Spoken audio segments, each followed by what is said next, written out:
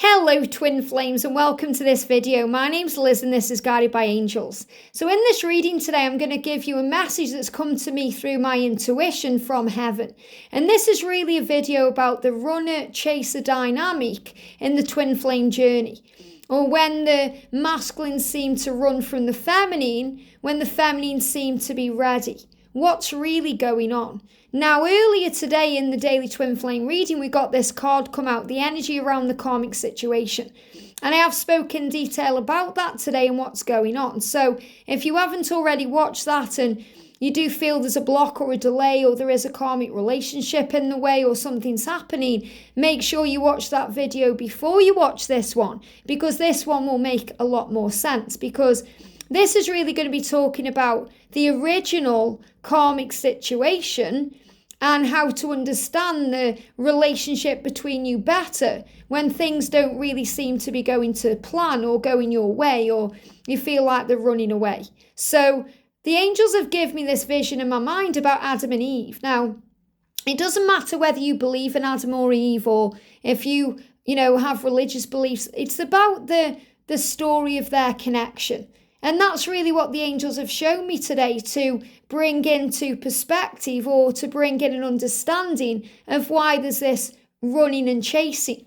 What really goes on as we prepare for union, all the phases of this love. So Adam and Eve were in the garden and there was no one else. There was just them and everything was wonderful. And isn't that just like how the bubble phases or the initial phases when you come together with your twin?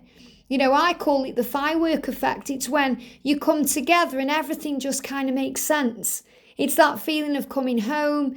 The energy is so powerful, whether you are in person with your twin or online or on the 5D, all the fireworks go off at once and it feels magical. All the chemistry between you, the desire, the love, the friendship, it's just magical and wonderful.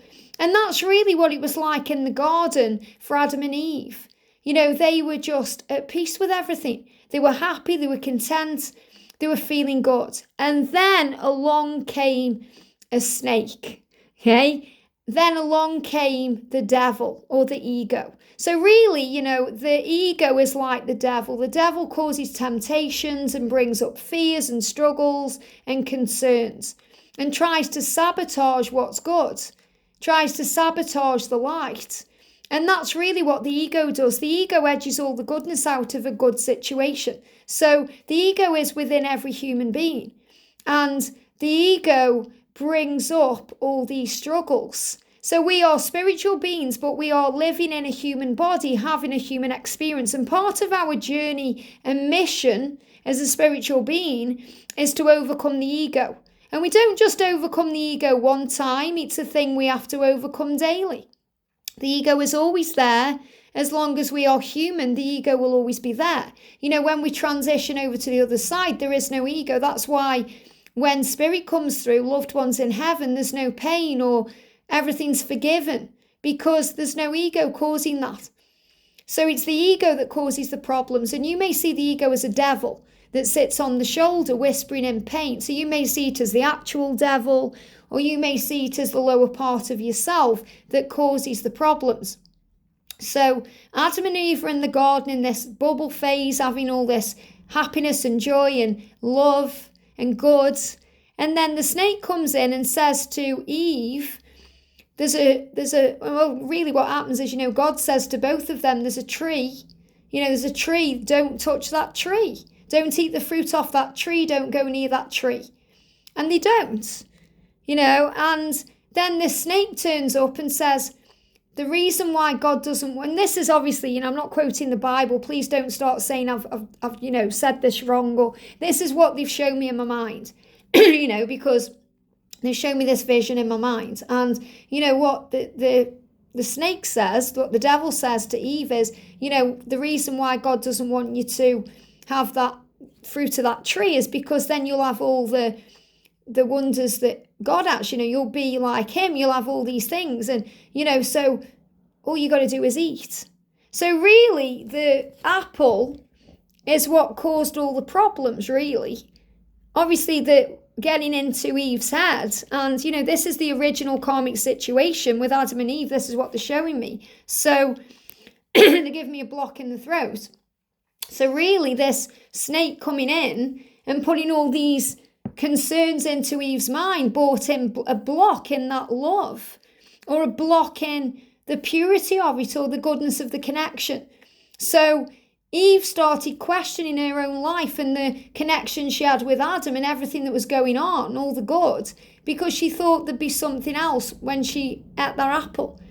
So this is really what happens within the connection, because everything's wonderful. And then all the doubt starts coming in. So the feminine will start thinking this is too good to be true.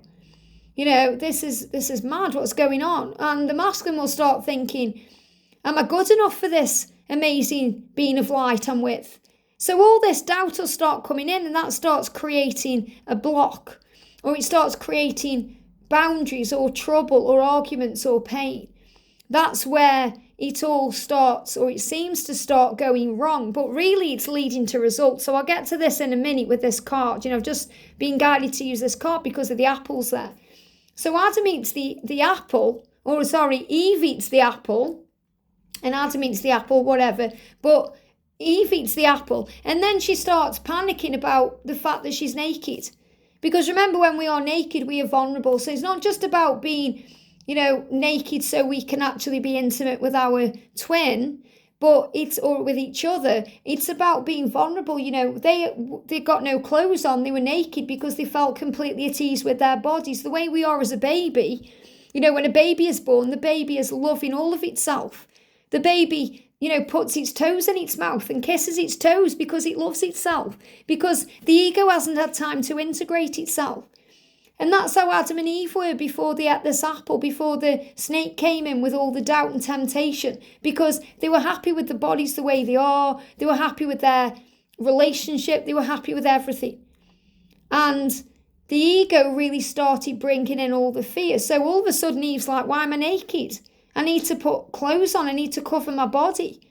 I feel weird about it. So Eve started feeling weird about things she never felt weird about before, and started doubting things, and she started looking at Adam differently because of that, looking at herself differently, which is really where it all starts, because it's all a journey to the self.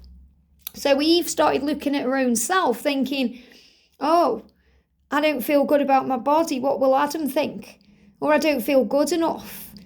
And really, this is where all the struggle come in. So this is when the separation phase can come in, when the masculines can seem to run because of all the stress and the doubt and the intensity, because of the amount of good and the love and the light. We start thinking, oh, what's wrong? These are things that are integrated through society, conditioning, programming. So really, that brings in an ego phase. It brings in a phase where things don't seem to make sense. So we need to make sense of it, and we start doubting ourselves. So really that's where the runner-chaser dynamic comes in, because what happens is the masculine runs away from the feminine, and the feminine then, instead of giving the masculine the time, space and room to work out what they're going through, we panic because we think it's over, and we start chasing them, trying to sort it out. And I always put this phase down a little bit like the way it is when a child has a tantrum. Imagine that you've got a teenager and you've got a mother. Okay, so the teenager and the mother have a bit of an argument, and the teenager has a tantrum and runs and storms into the bedroom and slams the door. Now, what does the mother do? The mother is a nurturer. The mother wants to heal the situation because the mother is seeing things in a higher way. The mother doesn't want conflict with the kid. So the mother goes to the door and knocks on the door and says, come out, let's sort it out. And the teenager is like, no, go away. I don't want to see you right now. Leave me alone, all these things. And what the mother realises after time, after chasing and banging down the door, that there's nothing that they can do that's going to make that child come out of the room until they're ready. So what the mother does then is go downstairs and continues doing what she's doing. Maybe she's cooking the dinner, or she's ironing the clothes, or she's cleaning the sink, or whatever she's doing. And then after an amount of time has passed, the child will get curious about what's going on downstairs. He'll be hungry. He'll need to come out of that room and face what's going on. So he'll come downstairs and eventually clear the air. And that's really what happens with the feminine and the masculine, because the masculine will need time to process, to go within, and the feminines will chase to try and get them to come out of the cave quicker. But then the feminines realise, well, there's no point me doing this because it's not helping anything. I need to work on me. So the feminine then goes within the self and starts doing what the mother did. In other words, focusing on her own life. And that's the phase of self-love. And remember, the feminine is the empress, which is the ultimate mothering energy. So that's why the feminine wants to mother the masculine. And not in a weird way. In a you're my everything, I want to give you everything I can way. You deserve my love way. And that's another reason why sometimes, not always, but sometimes there is an age gap where the feminine is the older one and the masculine is the younger one. Because it really is that kind of mother-child dynamic that comes in. And if there isn't an age gap, usually the feminine is the more mature one or the more awake one spiritually. So I don't mean physically mature, I mean you are more aware spiritually, and the masculine is more unaware spiritually. So they can be the less spiritually mature one, which means you can be the same physical age in this life, but you're very switched on and turned on to source, and they just seem to be living in the matrix, burying the head in the sand. That's what that means, because really you're the same soul age, and you come into this earthly plane at different timelines or at different stages to grow from each other and learn. So really the love phase goes into the ego phase and then the self-love phase. So what happens then is Eve has to start to accept herself as she is. And that's really where the results come in. So even eating that apple, it may have seemed like, wow, they've just caused havoc on earth. But really, it's where all the results came in. And from doing that came other people, giving birth to children, all these things. So it's really a journey of growth. So the self-love phase is where we start focusing more on ourselves and less on them. And then we start feeling at ease again. So in other words, when you're too focused on them, you feel drained, you feel tired because you're chasing. It's like you're trying to row a canoe the wrong way. Imagine you're in a boat or a canoe and you've got the tide trying to take you one way. It's like the current is trying to take you one way, which is the way towards focusing on self-love and giving back to yourself and being at peace with things. But you're trying to continually fight for the love and make them realise and wake up and understand and sort things out. So you're rowing against the current. And it's hard work. That's why the journey can feel hard work in that way. So instead of doing that, give to you. So in other words, what the angel is saying is, if you feel depleted, drained, tired, exhausted, like you can't go on, it's usually because you're overgiving and you need to focus more on you. Like that mother, she's banging on the door saying to the child, come out, and she's not getting anywhere. So she instead goes about her day, and then he'll come back at the right time. Remember the message, you can lead a horse to water, but you can't make it drink. And the more you try and make the horse drink, the more mad you're going to become. It's like you're banging your head on a brick wall. You're not getting anywhere. You're just hurting yourself. So when you're in that energy, the best thing to do is work on self-love. And you do that through doing things you enjoy, focusing on your passions. And it may be hard, especially the initial, start of separation, because it's hard, because you're constantly thinking of them and wanting them because you are one. But you can learn through affirmations and breath work and living in the now to find peace. And when you're operating in that energy, and some of you will be operating in that energy now, okay, whereas you feel at ease with your life, you feel okay, you get to a point where you think, well, I'm happy right now, no matter what. Usually that's when reunion comes in. And you may be resonating with one of these stages. Maybe you're in the ego phase right now and you need to let go and work on self-love because you're feeling depleted or drained. Let this be your sign today. So when you're in the self-love phase, you're acceptant, you're in this energy kind of like, who cares what people think? I don't care, I'm just going to do me. And that's when there's a reunion. And when there's a reunion, it's when you're in alignment with each other. So a lot of the times, when you aren't in alignment with each other, there's a separation because you're not on the same wavelength. You want one thing, they want another, or you're in the energy of understanding, they're in the energy of punishing. They're punishing themselves for the things they've done and the ways they've behaved. So they have to heal that too. So reunion is when you come back together and say, wow, I really love you. And you show that to each other either through words or actions. Maybe they don't speak it, but they show it to you in another way. And, there can be various reunion separation phases depending on what needs to be healed and the growth of the couple.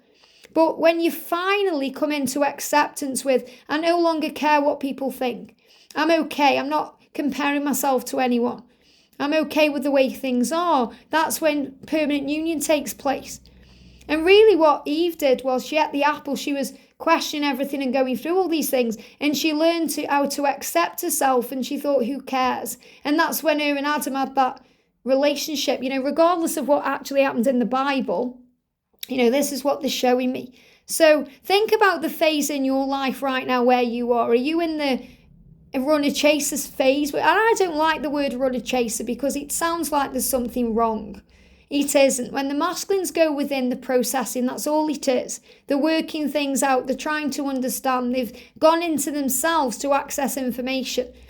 And the feminine just wants to give. There's nothing wrong with that. It doesn't mean you're a chaser or you're doing something wrong. It means you are a loving, powerful, eternal soul and being. You have so much love to give. There's nothing wrong with that. So don't beat yourself up or feel guilty. So the most important thing during all the phases of the twin flame journey is to love the self and forgive the self and find peace. And I couldn't do it without the power of heaven on my side. What worked for me and my connection is calling on the angels, best friending them, and best friending myself, realizing I don't need anyone outside of me to be happy. All I need is to choose happiness, because happiness is a choice. And every day to overcome the ego and say, I'm not going to let you bring me down today. I'm going to rise up and see the beautiful blessings in this life. And even when things are challenging and hard, there's always a blessing, because there's always a lesson in there.